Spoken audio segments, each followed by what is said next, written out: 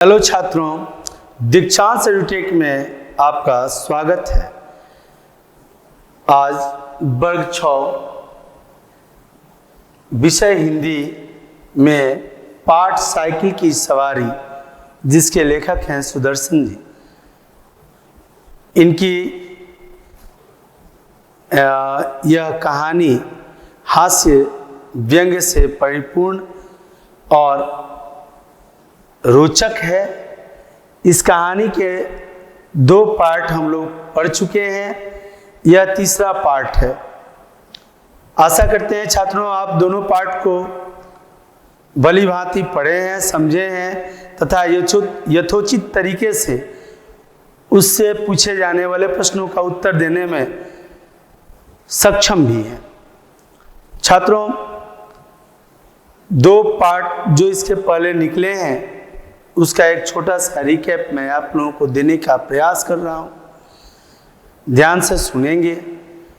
लेखक सुदर्शन अपनी इस हास्य कहानी के अंतर्गत अपने ही उदाहरण देते हुए उन्होंने लिखा है कि वो एक समय ऐसा था कि वो साइकिल चलाने तथा हारमोनियम बजाने, ये 2 विद्याओं को नहीं सीख पाने से आत्मग्लानि महसूस करते हैं और उस आत्मग्लानि को सुधारने के लिए वह अपनी इन गलतियों को सुधारने के लिए कि समय रहते हमने सीखा नहीं, इन गलतियों को सुधारने के लिए वह पुनः यह विचार करते हैं कि मुझे साइकिल चलाना सीखना चाहिए।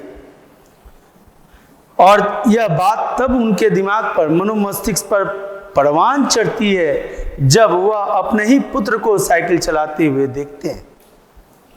बच्चे साइकिल के शौकीन तो होते ही हैं, साथ में उनमें सीखने की ललक भी अधिक होती है और वह सीख भी जाते हैं जल्दी। परंतु आज ये लेखक साहब हमारे ये सोच रहे हैं अपने मन में, भाई मैं साइकिल सीखूंगा तो कोई तो सिखाने वाला चाहिए।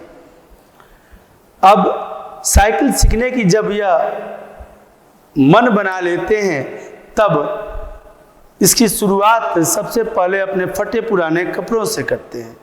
फटे पुराने कपड़े उठा करके अपनी पत्नी को देते हैं और कहते हैं कि इसे मरम्मत कर दीजिए।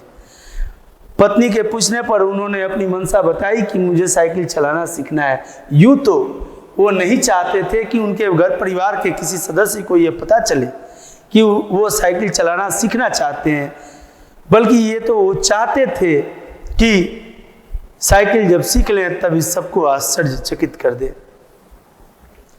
परंतु ऐसा संभव नहीं था, क्योंकि वह अकेले सब कुछ नहीं कर सकते थे, उन्हें सहयोग की आवश्यकता थी। सर्वप्रथम अपनी पत्नी से सहयोग हेतु ही उन्हें बताना पड़ा अपनी मंशा के बारे में, और बताने के बाद से पत्नी भी उनकी तत्परता दिखाते हुए उनके फटे पुराने कपड़ों को मरम्मत करने लगती हैं।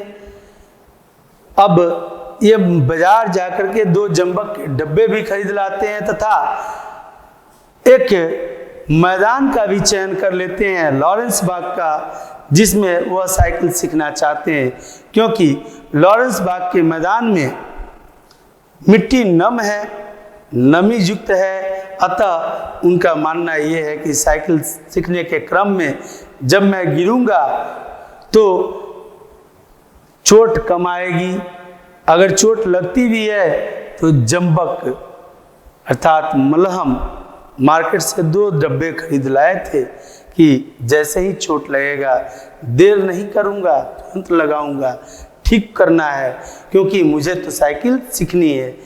अब उसके बाद बैठे रहते हैं, तब तक उनके परम मित्र तिवारी जी, लक्ष्मी नारायण तिवारी आते हैं और आते के संग पूछते हैं, क्यों जी क्या हाल है, जैसे कि अन्य मित्र भी पूछा करते हैं।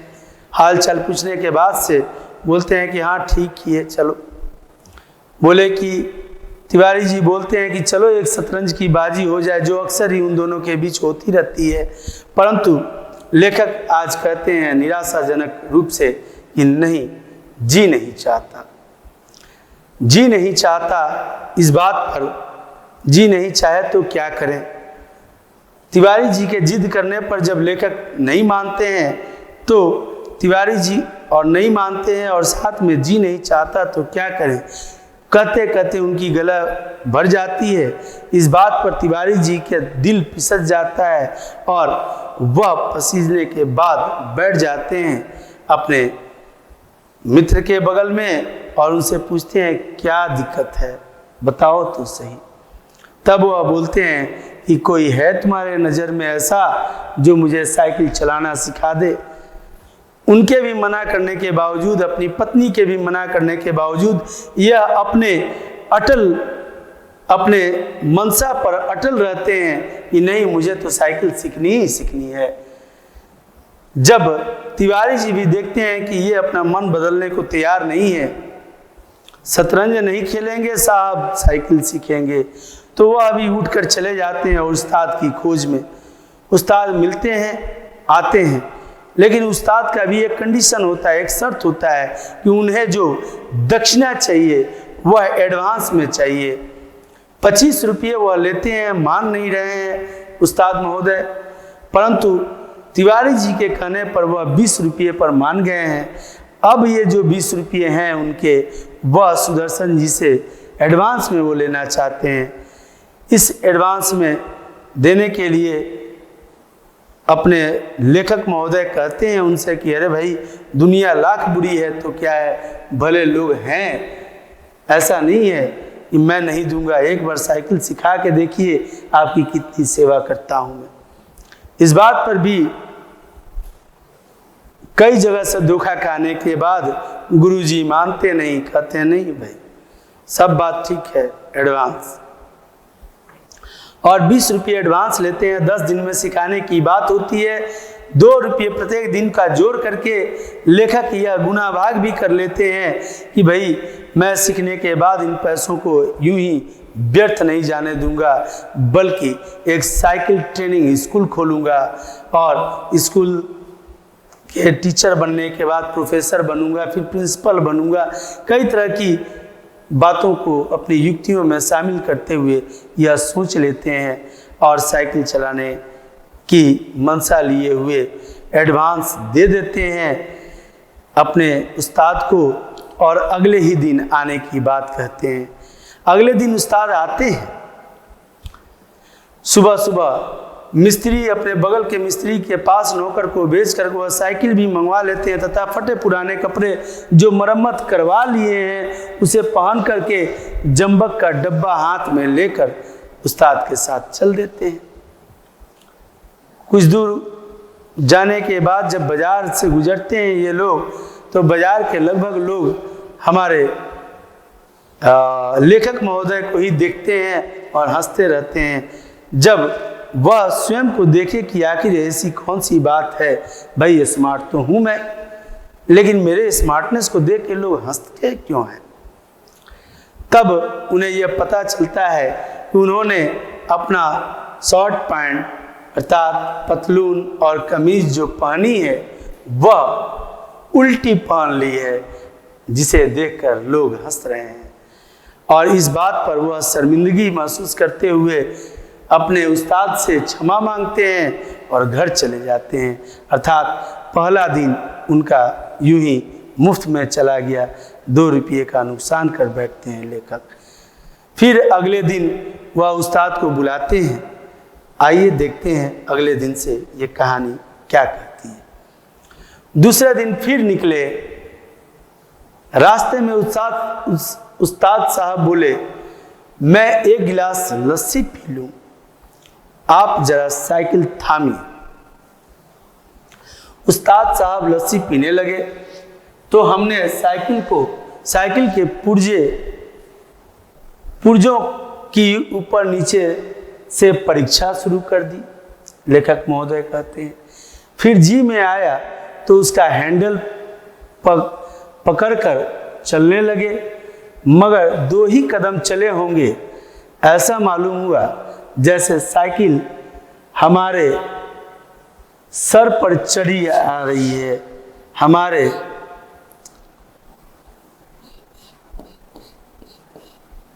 सर पर चढ़ी आ रही है।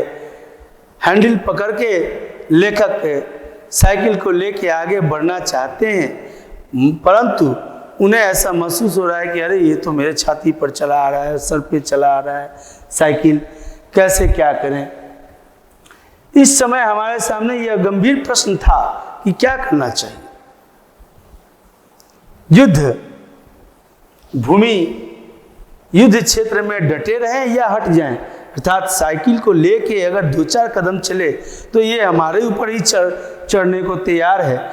तो ऐसी स्थिति में मुझे क्या करना चाहिए? युद्ध क्षेत्र में डटे रहें संकल्प के साथ, या फिर भगोरों की तरह भाग चले। परंतु लेखक तो लेखक है। सोच विचार के बाद यही निश्चय हुआ कि यह लोहे का घोड़ा है, इसके सामने हम क्या चीज हैं। इसलिए हमने साइकिल छोड़ दी और भगोरे सिपाही बनकर मुड़ गए।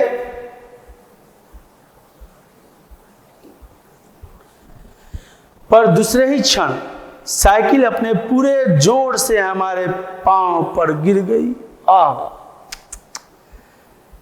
साइकिल को छोड़ दी ना, जाओ तौबा कर लिए तुमसे साइकिल, मैं नहीं चलाता। लेकिन साइकिल भी छोड़ने वाली नहीं थी। वो निर्जीव वस्तु भी अपना अपमान बर्दाश्त नहीं की और तुरंत यथाशीघ्र उनके पांव पर गिर पड़ी। कह रहे भैया क्यों छोड़ते हो? लेकिन गिरने का परिणाम कुछ ऐसा हुआ कि और हमारी राम दुहाई बाजार के एक सिरे से दूसरे सिरे तक चली गई, गूंजने लगी। अब देखिए कि उस्ताद महोदय लस्सी पी रहे हैं और ये साइकिल लेके जाने में इस उधेड़ बुन में यह निश्चय करते हैं कि नहीं नहीं छोड़ के भाग चलना चाहिए। और छोड़ के अभी भागने की तो दूर की बात, साइकिल ही उनके पैर पर गिर गई कि भैया मुझे मत छोड़। लेकिन उसके गिरने का नतीजा ऐसा हुआ कि ये जितने जोर से चिल्लाए कि बाजार के इस छोर से उस छोर तक सुनाई देने लगा और हलचल सी मच गई बाजार में।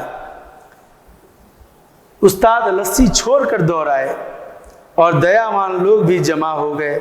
सबने मिल मिलाकर हमारा पांव साइकिल से निकाला। भगवान के एक भक्त ने जंबक का डब्बा भी हमारे हाथ में दे दिया जो लिए हुए थे। दूसरे ने हमारी बगलों में हाथ डालकर हमें संभाला और सहानुभूति से पूछा, चोट तो नहीं आई? जरा 2-4 बार चलिए, नहीं तो लहू जम जाएगा।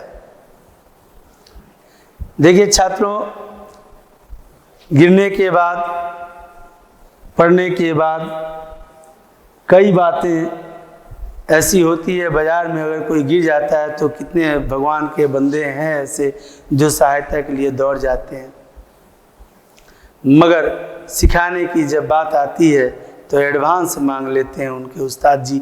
इन तमाम बातों पर सबका ध्यान आकृष्ट करते हुए लेखक समाज के अंतर्गत हो रहे निहित स्वार्थता को दर्शाते हैं और इस बात को अपने उद्घोषणा के साथ बयां करते हैं कि आखिर कितनी स्थितियां बदल जाती हैं लोगों के प्रति।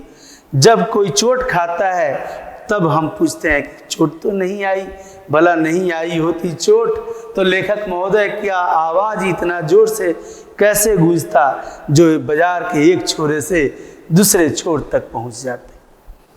क्यों इतने लोग उनका हालचाल पूछने दौड़ते, क्यों कोई उन्हें उठाता, कोई उनका जंबक का डब्बा पकड़ाता। चोट तो लगी, लेकिन अब कहें भी तो क्या कहें लेखक महोदय। इस तरह दूसरे दिन हम और हमारी साइकिल दोनों अपने से थोड़ी दूर पर जख्मी हो गए, अपने घर से थोड़ी दूर पर जख्मी हो गए।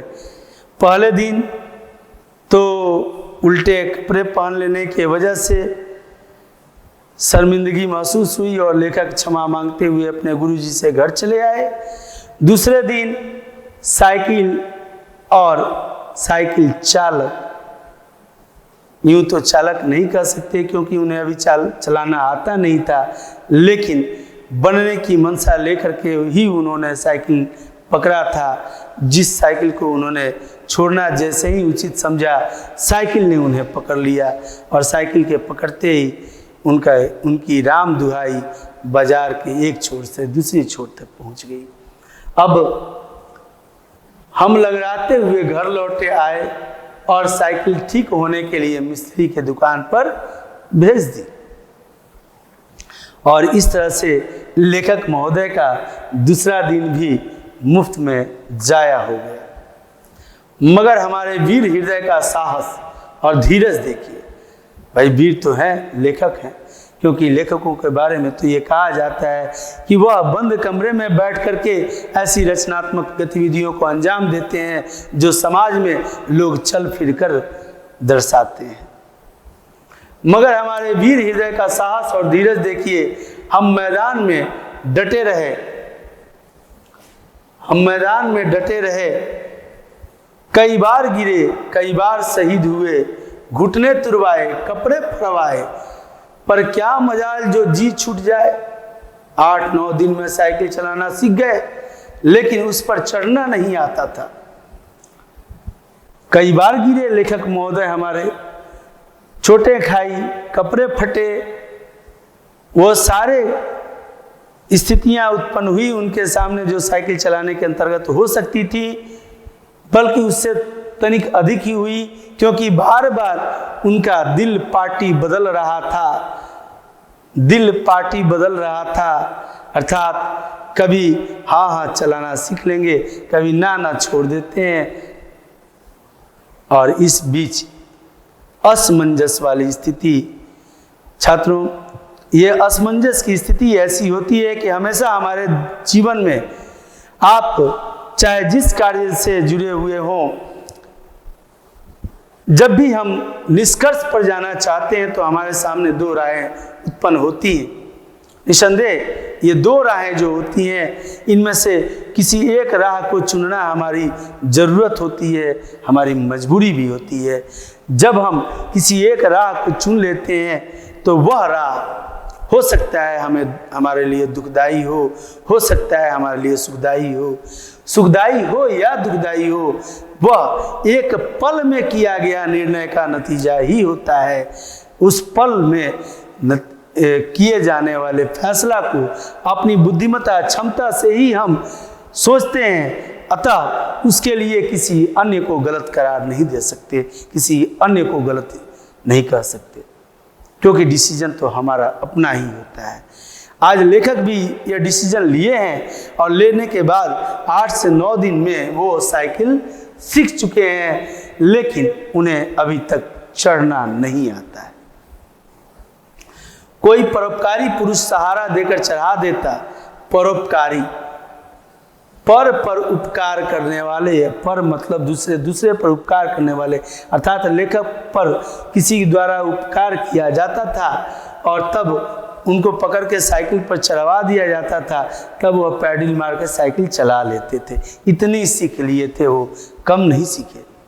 लेखक की यह जज्बा था, लेखक के मन की यह अटल विश्वास ही थी जो उन्हें इस विद्या में निपुणता के तरफ अग्रसर की थी। हमारे आनंद की कोई सीमा न थी। सोचते थे मार लिया मैदान हमने। मैदान मार लेना अर्थात बहादुरी से जीत हासिल करना होता है। मैदान मार लिए हमने, 2-4 दिन में पूरे मास्टर बन जाएंगे। इसके बाद प्रोफेसर और प्रिंसिपल, फिर ट्रेनिंग कॉलेज और 300-400 मासिक कमाना शुरू कर देंगे। अर्थात वो अब मन में ये सोच चुके हैं कि अब क्या, अब तो साइकिल चलाना सीख लिए, सिर्फ चढ़ना बाकी है। चढ़ना भी सीख जाएंगे और सीखने के बाद मास्टर बन जाएंगे साइकिल के, लोगों को सिखाने लगेंगे, फिर प्रोफेसर बन जाएंगे, फिर प्रिंसिपल बन जाएंगे, फिर एक कॉलेज खोल देंगे, साइकिल ट्रेनिंग कॉलेज, और 300-400 रुपये मासिक तो आराम से हम कमा लेंगे। लेकिन विधि का विधान और विधाता की रचना कुछ और ही बयां करती है। हम अपने हिसाब से सोचते हैं, लेकिन प्राकृत, छात्रों इस बात को ध्यान देना, प्राकृत हमें क्या देती है, हम जो मांगते हैं ईश्वर हमें वो नहीं देते, बल्कि जो हमारे लिए आवश्यक होती है, जो हमारे लिए ज़रूरी होता है, वही हमें देते हैं। तनिक सोचिए, आपके माता पिता आपके घर में, आप जिद पर आ जाते हैं और जो मांगते हैं, क्या वो सभी चीज़ें मिलती हैं? नहीं। आपके लिए जो आवश्यक होता है वही मिलता है। अब आप कहें कि पापा मुझे कार खरीद दीजिए, स्कूल जाना है, तो पापा कार नहीं खरीदेंगे, साइकिल से ही काम चलाना पड़ेगा, क्योंकि 18 वर्ष की आयु से नीचे वालों को जब तक लाइसेंस प्राप्त नहीं हो सकता, उन्हें कार चलाने की अनुमति सड़कों पर नहीं दी जाती। इस बात को जानने वाले गार्जियन जानते हैं, और गार्जियन जानते हैं तो ऐसा काम नहीं करेंगे। अर्थात आपके प्रत्येक जिद को पूरा नहीं किया जा सकता, आपके लिए जो जरूरी है वह जरूर करते हैं। ठीक इसी तरह से हम दुनिया वालों के लिए परमपिता परमेश्वर भी ऐसे ही डिसीजन लेते हैं, और हम जो भी मांगते हैं उनसे वो हमें नहीं देते, बल्कि हमारे लिए जो जरूरी होता है वह जरूर देते हैं। इस विश्वास के साथ ही हमें अपने कार्यस्थल, कार्य क्षेत्र में कार्यरत होना चाहिए। उस दिन उस्ताद ने हमें साइकिल पर चढ़ा दिया और सड़क पर छोड़ दिया। इस दिन वह अंतिम दिन था जिस दिन डिसीजन ले लिए हमारे लेखक महोदय, इस साइकिल उन्हें कितना आया चलाने और क्यों न चलाएं या क्यों कर चलाएं। जाओ अब तुम सीख गए। उस्ताद ने लेखक को साइकिल पर बैठा दिया और कहा जाओ उड़ो, अब तुम सीख ली साइकिल। हम साइकिल चला रहे थे और दिल ही दिल में फूले नहीं समा रहे थे, मगर हाल यह था कि कोई आदमी 200 गज के फासले पर होता तो हम गला फाड़ कर चिल्लाना शुरू कर देते, साहब जरा बाईं तरफ हट जाओ, साहब जरा बाईं तरफ हट जाओ। 200 गज आगे तक जो दिखाई देते थे, क्योंकि उन्हें साइकिल से उतरना नहीं आता था, उतरना तो आता था, चढ़ना नहीं आता था। इसलिए अब जब वह साइकिल को रोक दें, उतर जाएं, तो फिर उनको चढ़ाने वाला भी तो कोई चाहिए।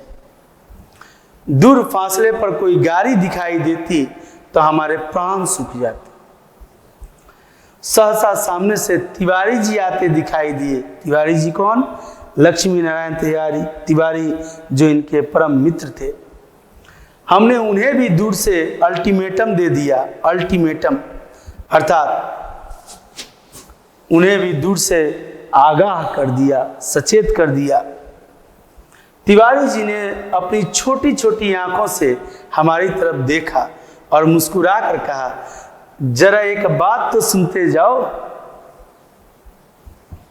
हमने एक बार हैंडल की तरफ देखा, दूसरी बार तिवारी जी की तरफ देखकर जवाब दिया, इस समय बात सुन सकते हैं, देखते नहीं हो साइकिल पर सवार हैं।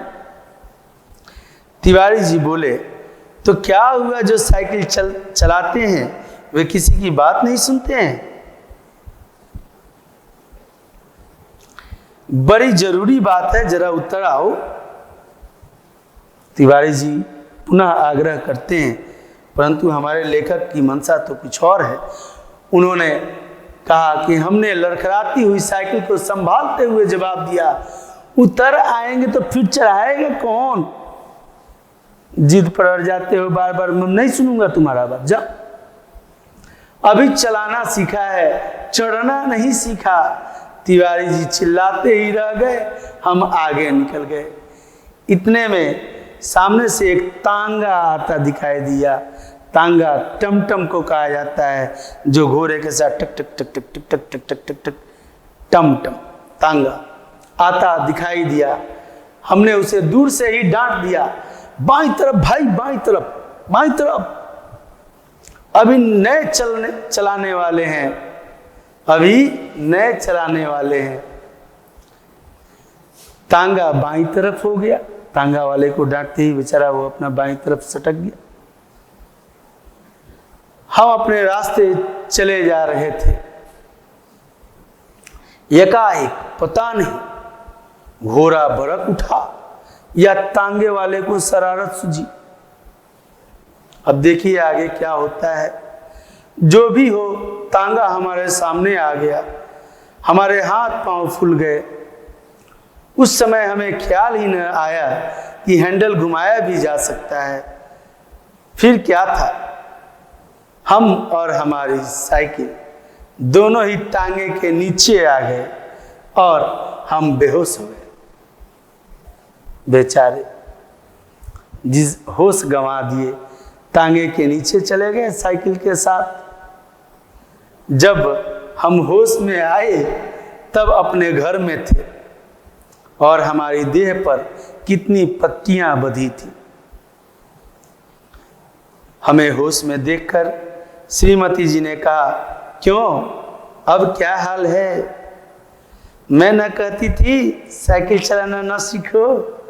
उस समय तक किसी की बात सुनते भी न थे। महिलाएं, खासकर घर की श्रीमती जी जब बोलती हैं तो बोली कम आग अधिक निकलती है, लेकिन बड़े प्यार से आइस फायर निकलती है। बर्फीली आग जो सुनने में बड़ा शांत स्वर लगता है, मगर शरीर के, खासकर दिमाग के नस नस के नट बल्टू को हिला देता है। और वही हाल है अभी हमारे लेखक महोदय का।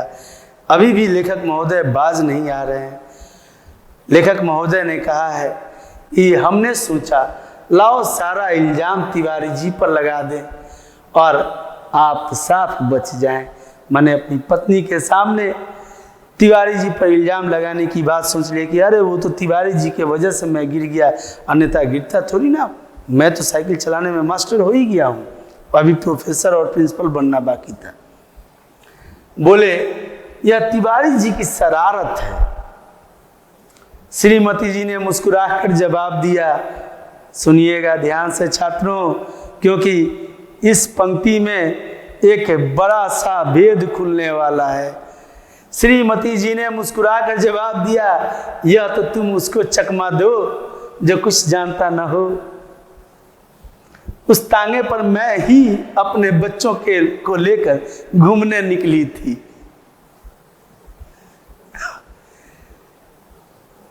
और सोची थी कि चलो सैर भी कर आएंगे और तुम्हें साइकिल चलाते भी देख आएंगे। अब न प्रश्न थे और न ही उत्तर था, क्योंकि कानों से सुना हुआ बात हो सकता है कुछ समय के लिए कोई झूठा मान ले, लेकिन जो सामने था, जिसने अपनी आंखों से देखी हो ये स्थितियां, उन्हें क्या समझाएंगे हमारे लेखक महोदय। और तब लेखक लिखते हैं कि हमने निरुत्तर होकर आंखें बंद कर ली कि भाई अब क्या कहना, क्या सुनना, जब आप तो एकदम, हमारी श्रीमती जी तो चश्मदीद गवाह ही हैं इस घटना के। उस दिन के बाद फिर कभी हमने साइकिल को हाथ नहीं लगाया और लेखक बेचारे पुनः उसी को भव के आधार पर अब साइकिल के न सपने देखते थे और ना ही साइकिल चलाने की जिद लेकर के संकल्पित रूप से अग्रसर होते थे। वह साइकिल से तौहीनी कर लिए थे, साइकिल से तौबा कर लिए। अब साइकिल को दूर से ही नमस्कार करते थे, साइकिल के करीब जाने की सोच को विकसित नहीं होने देते थे। और इसी के साथ इस पाठ का समापन होता है। छात्रों, आशा करता हूँ कि आपको ये सुदर्शन जी की ये कविता, यह कहानी बेहतर लगी होगी, बहुत ही अच्छी लगी होगी। हास्य कहानी है और इसमें हास्य रस के साथ कई मुहावरे भी मिले, जिनका मुहावरे वो होते हैं जो अपने शाब्दिक अर्थ को छोड़ करके एक विशेष अर्थ को प्रकट करते हैं। यह अलग बात है कि ये वाक्यांश होते हैं, बिना वाक्य के अन्य अंश को इनके साथ जोड़ते हुए या इन्हें किसी अन्य अंश के साथ न जोड़ा जाए तब तक यह पूर्णता को प्राप्त नहीं करते। मगर एक विशेष अर्थ को प्रकट करने की इनकी जो खासियत है मुहावरों की, यह खासियत लेखकों को बेहद पसंद आती है और ख़ास करके ऐसे हास्य लेखक इन मुहावरों के माध्यम से जो कहना चाहते हैं उससे कहीं अधिक कह पाते हैं। इस पाठ का समापन होता है। छात्रों, आपने इतने ध्यान से सुना, समझा और पसंद किया, धन्यवाद आपको। और यूं ही आप अग्रसर हों अपने पठन पाठन के क्षेत्र में। भारत के आप एक नायाब हीरे हैं, भारत के भविष्य हैं। भारत आप ही के कंधे पर विराजमान होकर के अग्रसर होगी। अतः आप अपने कंधों को सबलता प्रदान करें और पठन पाठन ही वह माध्यम है जिससे, शिक्षा ही वह माध्यम है जिससे एक व्यक्ति शिक्षित हो सकता है, और शिक्षित भी ऐसा शिक्षित जो अपने सिर्फ स्वयं के लिए नहीं, सिर्फ परिवार के लिए नहीं, बल्कि पूरे देश के लिए मार्गदर्शक का कार्य कर सकता है। अतः आप लोगों से यही मेरा विश्वास भी रहेगा, आग्रह भी रहेगा कि आप लोग अपने कार्य क्षेत्र में सफलतापूर्वक आगे बढ़ते रहें और पठन पाठन को नज़दीक से समझने की कोशिश करें। धन्यवाद। आपका दिन मंगलमय हो।